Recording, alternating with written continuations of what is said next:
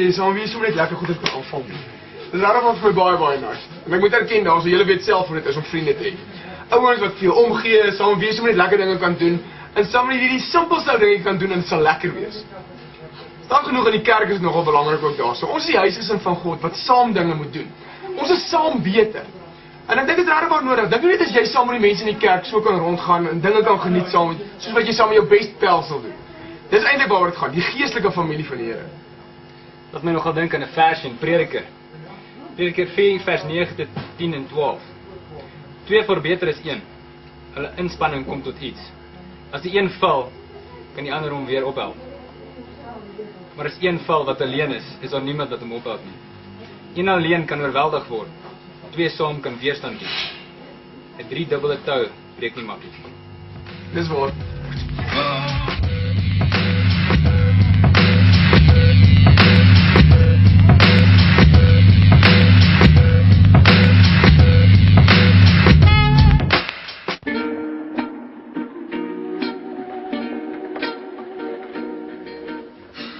Gepraat van die liefde en van vriendskap.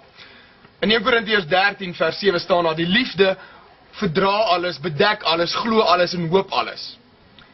Nou ja, die liefde verdra alles. Maar die liefde bedek ook alles en dit is een van die punte wat 'n ou moet doen. Om mekaar regtewaar te ondersteun. Om nie lelik te praat vir mekaar nie. Die liefde bedek alles, dit maak toe. Dis nie iets wat 'n mens gaan rondloop en vertel nie. Dis iets wat 'n mens verstaan daar, sodat jou liefde wat jy vir jou vriende het, bedek dinge. As hulle iets met jou kom deel, is dit iets wat jy vir hulle gee en sê, hoorie, so ek wil dit graag toemaak. Ek wil dit bedek. Ek wil dit in my hart koester en my hart vashou. Jy nie skrif gedeel oor daar, hoorie. Ja, Hierin freak my net uit. dis my nuwe luk. In Spreuke 11 vers 13 staan daar: iemand wat loop en skinder, lap geheime uit. 'n betroubare mens bewaar 'n geheim. So tannies, julle wat so sit en skinder met julle ou teeoggendjies. Dis eintlik ernstig. Dit my dink aan hierdie 3 predikante wat op 'n stadium bietjie weggegaan het vir vakansie saam. Nou sit hulle die aand hier om die kampvuur en nou praat hulle so en vertel van hoe dit erg is in die gemeente en hulle moet luister na almal se probleme, maar niemand luister na hulle probleme nie. Toe besluit hulle maar hulle gaan nou 'n bietjie vir mekaar vertel wat hulle probleme is en dan gaan hulle dit nou probeer uitsort daar. En die eerste dominee sê, weet jy, my probleem is as daai geld so Sondag so hier afkom en ek sien daai R200 note daar, dan wil ek dit net vat. Ja, kan nie anders te nie. Annie sê nee, weet jy, dis erg, maar as ek daar sit daar en ek kyk hier van die kansel af en ek sien daai klomp mooi vrouens wat daar sit. Ek weet nie waar moet ek kyk nie. Dis iets verskrikliks. En die derde dominee raak so stil en vra vir hom nou maar, hoorie, wat is jou probleem? Hy sê julle, ek skinder ongelooflik baie. Ek kan nie wag om by die huis te kom vir almal te vertel van wat julle aangevang het nie. Grappie julle. Is jou vriende veilig in jou mond? Bedek jou liefde, al hulle geheime.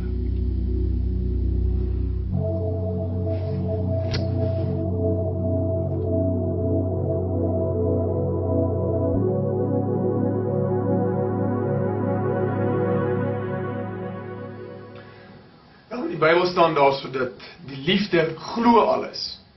Dit is baie interessant daarso. Ons glo nie net in mekaar nie, maar ons glo ook vir mekaar. Nou waar kom dit op neer?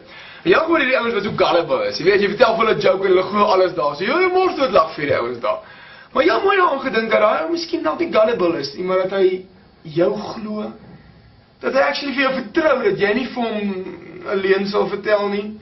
Jy sien baie ouens, jy gaan met ouens en sulke goed, maar partykeer is dit nodig dat jy moet besef daai ou glo jou.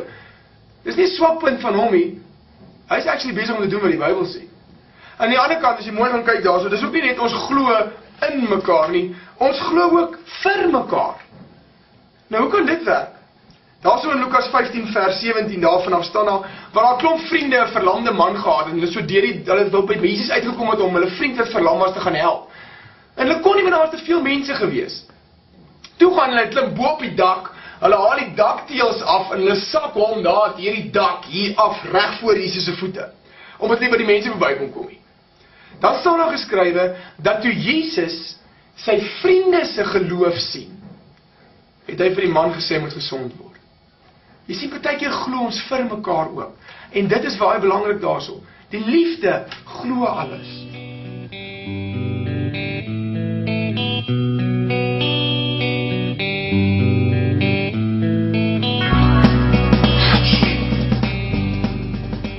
Wat het jy aan? Hey Batman, dis my boetie se Spider-Man sien. Sit so 'n bietjie styf, maar jy weet. Ja, nou eerder so. Ek's trots op jou. Ek's trots dat jy hier ingekom het. Ek weet nie, terwyl ons oor ons praat. Nog 'n ding wat daar in 1 Korintiërs 13 uitkom is, die liefde hoop alles. Maar oor die liefde is trots daarop as jy iets reg kry en jou maat iets reg kry en hulle is regtig daar vir mekaar, soos om in jou boetie se soet in te kom. Ek's trots op jou. Ek hoop dat jy gaan uitkom. Batman en Spider-Man. Nee, maar weet jy wat, dit is baie interessant. As jou vriende iets reg kry, dan kan ou altyd aan 'n kant wees. Maar die ding is baie ouens staan hulle vriende by as dit sleg gaan en hulle staan hulle vriende by as dit 'n moeilike tyd gaan. Maar jy het nou gedink as jou vriende goeie goeders oorkom. As hulle leerlingraad kry of as hulle 'n bietjie ergens 'n bestuurspos kry, is jy dan nog steeds daai liefde wat hoop. Jy weet baie ouens dink dat as jy iemand anders in die grond intrap, dan gaan jy hoër uitstyg. Jy sal baie van jou pelle kry wat sê van, hoor jy so, ek het dit en dit reg gekry, en dan sê iemand anders kom en sê, dis nog niks, ek het dit en dit. Wat doen jy? Hoop jy regtig vir jou vriende, of probeer jy in die grond intrap, sodat jy kan uitstyg? Jou vriende se suksesse moet jou opgewonde maak, jy moet saam met hulle bly wees.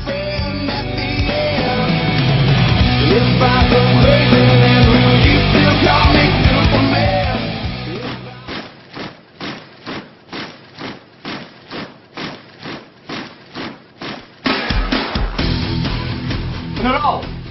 Brits, luitenant. Liefde verdra alles. Liefde loop in as almal uitloop. Liefde is dit wat jou dra en jou beskerm wanneer dit begin sleg gaan met jou. Wie is dit wat daar is wanneer dit regtig waar sleg gaan met jou? Dit is jou ware vriende. Dit is die ouens wat vir jou omgee. Jou Christenpelle rondom jou is daar wanneer dit met jou regtig sleg gaan. Spreuke 18 vers 24. Maat kan jy breek, maar daar kan ook 'n vriend wees wat nader is as jou eie broer. Ja. Romeine 12 vers 5. Net so is ons, al is ons baie, in Christus een liggaam en almal afsonderlik lede van mekaar. Nou my dink aan die verhaal van hierdie soldate wat ook daar in die verskriklike oorlog was. En hy het 'n bestpel gehad en op 'n stadium toe is hierdie vriend van hom ewe skielik geskiet. En toe terugkom by die basis kom hy agter maar sy vriend is nie daar nie. En hy sê vir die generaal, ek moet terug gaan om my vriend te gaan haal. Jy kan nie teruggaan nie, sê hy vir hom.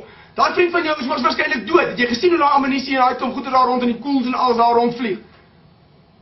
En die volgende dag toe die generaal daar kom, toe is hierdie vriend weg.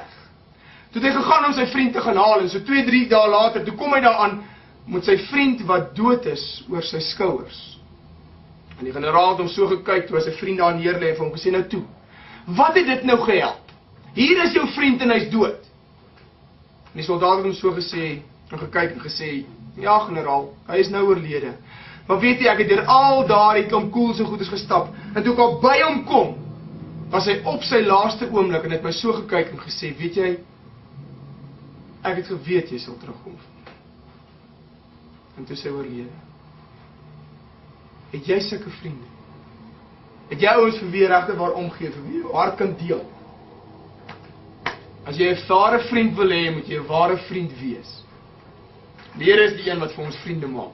Die Here is die een wat vir ons harte gee dat ons vir mekaar regtig waar kan omgee, dat ons mekaar kan glo, mekaar kan verdra, soos wat 1 Korintiërs 13 vers 7 sê. Dis regtig 'n gebed van my hart dat jy sulke vriende sal hê en dat ons in die kerk so saam kan werk, soos beste vriende kan.